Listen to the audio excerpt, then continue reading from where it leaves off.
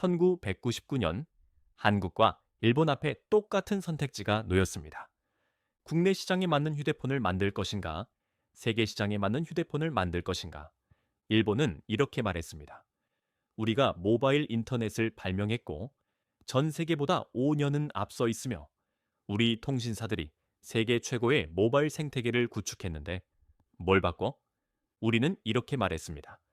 국내 시장은 4,700만 명밖에 안 되고 여기서만 팔리는 폰을 만들면 규모의 경제를 절대 달성할 수 없으니까 더 어렵더라도 세계 시장을 보자.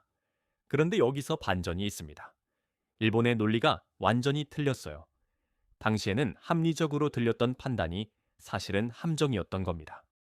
일본 휴대폰을 성공하게 만들었던 통신사 관계가 오히려 해외 진출을 막는 족쇄가 됐고 세계보다 몇 년 앞섰던 독자 기술이 글로벌 표준과 호환이 안 되는 고립의 원인이 됐으며 견고해 보였던 내수 시장 지배력이 일본 제조사들이 빠져나올 수 없는 감옥이 됐습니다.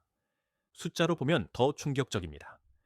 1999년 일본에는 11개 대형 휴대폰 제조사가 연간 5,200만 대를 판매하고 있었고 객관적으로 세계에서 가장 진보된 모바일 시장이었습니다.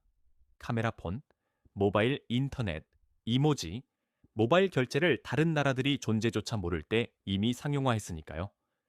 2024년이 되자 샤프는 대만 폭스콘에 3조 5천억 원에 팔렸고 소니는 전 세계에서 연간 400만 대도 못 팔면서 적자를 내고 있으며 2007년까지 휴대폰을 만들지도 않았던 미국 회사 애플이 일본 시장의 절반을 차지하고 있습니다. 그 사이 삼성은 1995 년의 품질이 너무 부끄러워서 불량 휴대폰을 공장 마당에서 불태웠던 그 회사가 지금 전 세계 10억 명 이상이 사용하는 세계 1위 휴대폰 제조사가 됐습니다. 오늘 영상에서는 세 가지를 다뤄보겠습니다. 첫째, 갈라파고스 신드롬이 뭔지, 왜 이게 일본 휴대폰 산업을 망하게 했는지 누구나 이해할 수 있게 쉽게 설명해 드리겠습니다. 둘째, 각각의 일본 제조사들에게 무슨 일이 일어났는지 그 몰락의 타임라인을 보여드리겠습니다. 셋째, 일본이 잃어버린 수조 원의 경제적 가치를 우리가 어떻게 가져왔는지, 그리고 이 이야기가 오늘날 우리에게 주는 교훈이 뭔지 말씀드리겠습니다. 갈라파고스 신드롬이 뭔가요? 본격적으로 들어가기 전에 갈라파고스 신드롬이 정확히 뭔지 설명해 드릴게요. 일본이 세계에 남긴 이 용어가 모든 걸 이해하는 열쇠거든요. 갈라파고스 제도 들어보셨죠? 찰스 다윈이 진화론을 발전시킨 곳이에요. 에콰도르 해안에서 약 1000km 떨어진 이 섬들은 본토와 완전히 격리되어 있어서 세계 어디에도 없는 방식으로 동물들이 진화했습니다. 거대 거북이, 바다 이구아나, 이상하게 생긴 부리를 가진 핀치사에 같은 것들이요. 이 동물들은 섬 환경에 완벽하게 적응했는데 바로 그게 문제예요. 그 섬에서만 살 수 있거든요. 다른 곳에는 없는 조건에 맞춰 진화했으니까요. 일본 휴대폰 산업이 딱 이 갈라파고스 동물들처럼 됐습니다. 일본 제조사들은 일본 통신사, 일본 결제 시스템, 일본 TV 방송 규격, 일본 소비자 기대치에 완벽하게 맞춘 휴대폰을 만들었어요.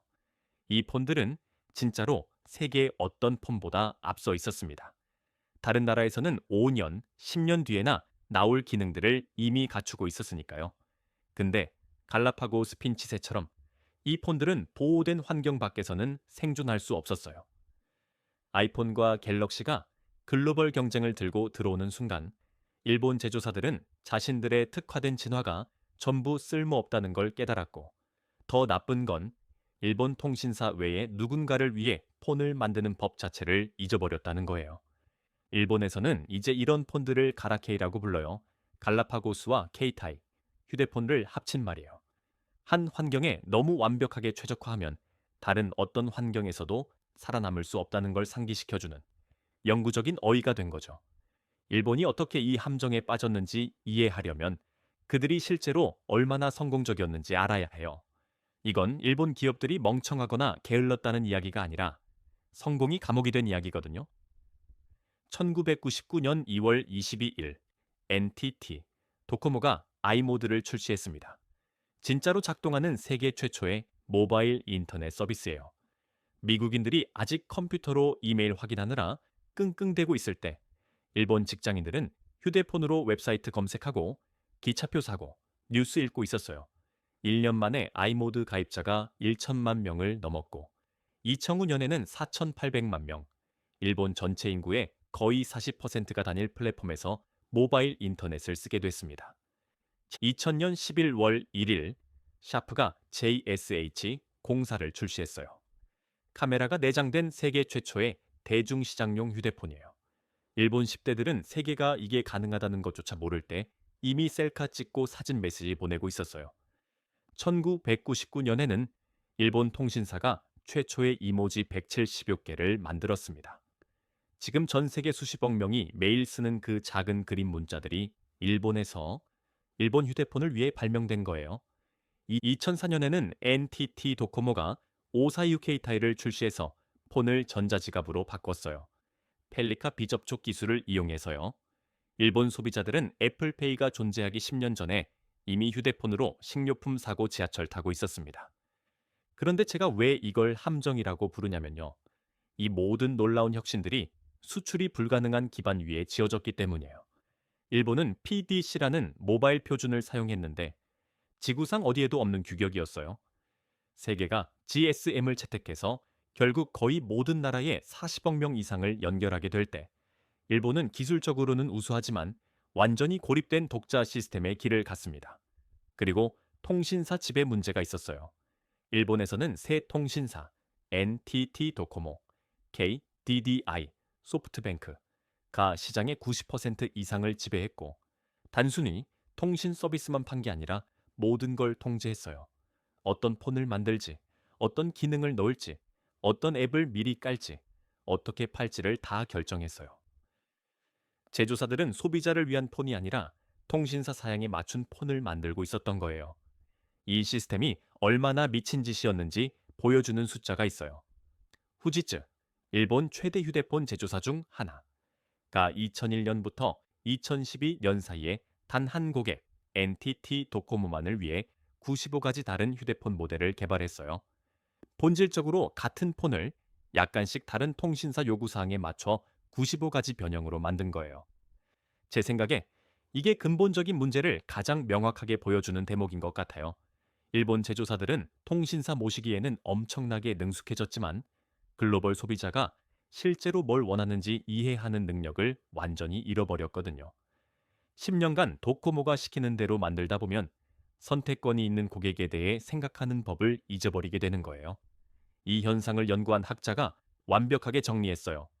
국내에서 이기는 것이 세계에서 지는 것으로 이어졌다. 일본 시장에서의 모든 성공이 사실은 제조사들을 국제 경쟁에서 더 무능하게 만드는 훈련이었던 겁니다. 핵심을 정리해 드릴게요.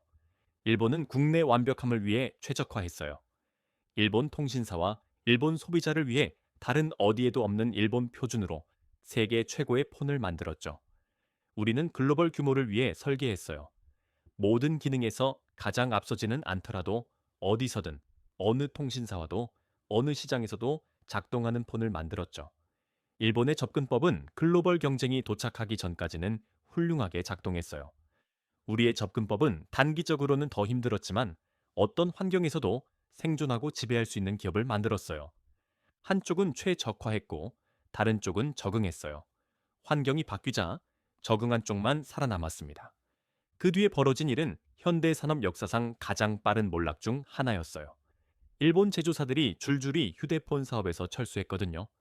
첫 번째로 쓰러진 건 미쓰비시정이었는데 2008년 4월에 휴대폰 사업 완전 철수를 발표했어요. 이게 아이폰이 일본에 출시되기도 전이에요. 미쓰비시는 연간 약 200만 대만 팔고 있었고 거의 전부 NTT 도코모에만 팔았으며 글로벌 출하량의 0.2%도 안 됐어요. 앞으로 어떻게 될지 보였던 거죠. 2008년에는 교세라가 사뇨의 휴대폰 사업을 흡수했어요. 2010년에는 NEC가 카시오와 히타치의 모바일 사업부 자회를 흡수했고요. 같은 해 후지츠와 도시바가 규모 달성을 위해 필사적으로 휴대폰 사업을 합병했지만 결국 후지츠가 도시바 지분을 전부 인수하면서 두 개의 고전하는 회사를 합쳐도 계산이 안 맞는다는 걸 인정했어요. 그러다 2013년 7월이 왔고 진짜 붕괴가 시작됐습니다. NEC 2001년 전성기에 일본 휴대폰 시장의 거의 28%를 장악했던 회사가 스마트폰 사업 완전 철수를 발표했어요. 시장 점유율이 겨우 5%로 떨어졌고 팔 때마다 적자였거든요. NEC의 최고 재무 책임자는 이렇게 인정했어요. 스마트폰 시장 진입이 늦었고 매력적인 제품을 개발하지 못했습니다. 결국 그게 다예요. 2달도 안 돼서 파나소닉도 NEC를 따라 철수했어요. 모바일 사업부가 1년 만에 80억 엔 이상, 우리 돈으로 약 800억 원, 적자를 냈고 회사 사장은 회사가 이렇게 피를 흘리는 건 용납할 수 없다고 선언했어요. 그 다음은 샤프였습니다. 샤프는 카메라폰을 발명한 회사였어요. 아까 말씀드린 JSH 공사요. 그리고 아쿠오스라인은 일본 모바일 혁신의 대명사였죠. 하지만 2016년이 되자 샤프는 적재 허덕이고 있었고 3월 30일에 대만 폭스콘 아이폰 조립으로 가장 유명한 그 회사의 인수 제안을 3조 5천억 원에 받아들였어요. 제 생각에 샤프 인수가 일본 휴대폰 산업이 공식적으로 일본 것이 아니게 된 순간이었어요. 카메라폰을 발명한 회사가 이제 중국 공장에서 미국 폰을 조립해서 돈 버는 대만 기업 소유가 된 거니까요. 2018년 1월에는 후지츠, 도코모를 위해 95개 휴대폰 모델을 만들었던 그 회사. 가 모바일 사업을 투자펀드에 약 5천억 원에 팔았어요. 한때 일본 휴대폰 시장의 거의 18%를 차지했지만 2016년에는 8%로 떨어지며 계속 하락 중이었거든요. 그리고 2023년 5월 교세라 1989년부터 휴대폰을 만들어 온 세계에서 가장 오래된 휴대폰 제조사 중 하나, 가 34년 만에 소비자 스마트폰 시장에서 철수한다고 발표했어요. 사장은 이렇게 말했어요. 일반 시장에서 더 이상 시장성을 찾을 수 없습니다. 그래서 오늘날 일본 휴대폰 산업에 뭐가 남았을까요? 샤프는 아직 있지만 폭스콘 소유예요. 소니는 아직 엑스페리아 폰을 만들지만 2024년 상반기에 전 세계에서 약 370만 대밖에 못 팔았어요. 업계 분석가들은 연구비를 정당화하려면 최소 연간 5천만 대는 팔아야 한다고 해요.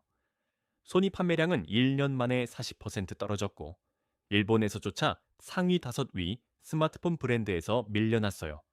샤오미, 오포 같은 중국 경쟁사들에게요. 애플이 이제 일본 스마트폰 시장의 약 절반을 차지하고 있어요.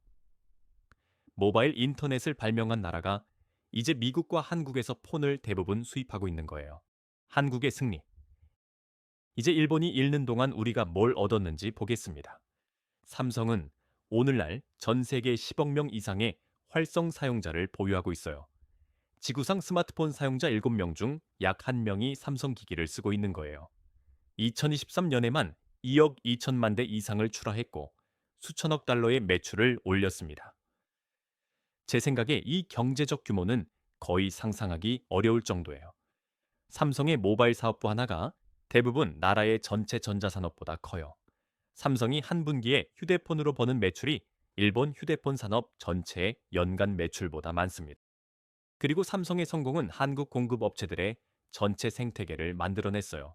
디스플레이 제조사, 반도체 회사, 부품 업체들. 이 회사들이 일본으로 갔을 수 있는 가치를 가져왔어요. 삼성이 폰을 만들 때 한국 회사들이 LED 스크린을 공급하고 한국 회사들이 메모리 칩을 공급하고 한국 회사들이 수십 가지 다른 부품을 공급해요. 경제학자들은 이걸 승수 효과라고 불러요. 삼성의 성공은 삼성만 이롭게 한 게 아니라 한국 공급업체, 한국 엔지니어, 한국 공장, 한국 연구기관에 대한 수요를 만들어낸 거예요. 역전이 얼마나 극적이었는지 보여주는 비교가 있어요. 2000년대 초반에는 일본 전자회사들, 소니, 파나소닉, 샤프, 도시바, 히타치, 이 소비자 전자제품의 글로벌 리더였어요. 한국 회사들은 일본 제품의 더 싼 버전을 만드는 추격자로 여겨졌고요. 2024년이 되자 삼성과 LG가 글로벌 TV 시장, 글로벌 디스플레이 시장, 그리고 가전 시장의 주요 부문을 지배하고 있어요. 소니의 소비자 전자 사업부는 주변화됐고요. 도시바는 TV 사업을 중국에 팔았어요. 샤프는 대만 소유가 됐고요. 파나소닉은 틈새 시장으로 후퇴했어요. 휴대폰 산업은 더 넓은 패턴에 가장 눈에 띄는 예일 뿐이었어요. 한국 기업들은 글로벌 규모를 위해 설계했고 일본 기업들은 국내 완벽함을 위해 최적화했으며 글로벌 경쟁이 심화되자 한국의 접근법이 이겼습니다.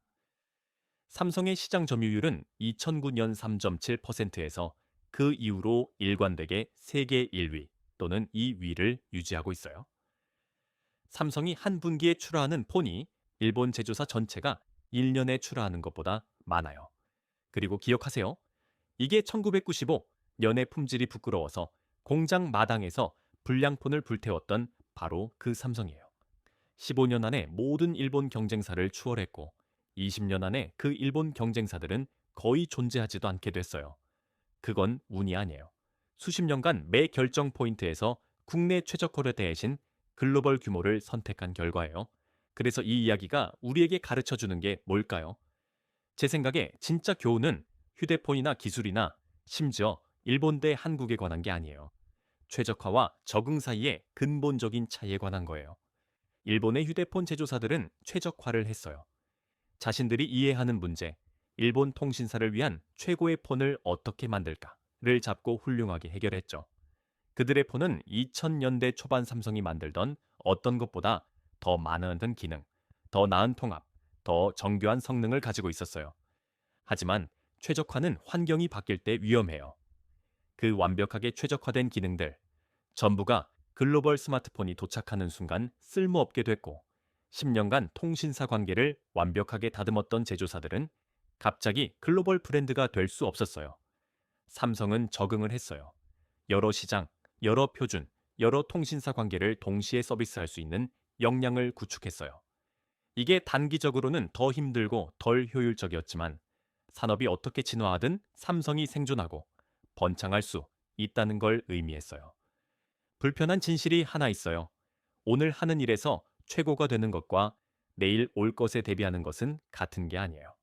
일본의 휴대폰 제조사들은 무능해서 망한 게 아니에요. 잘못된 방향으로의 유능함 때문에 망한 거예요. 아이모드를 만든 나스노 다케시는 2008년 8월에 일본 제조사들에게 적응할 시간이 몇 년밖에 안 남았다고 경고했어요.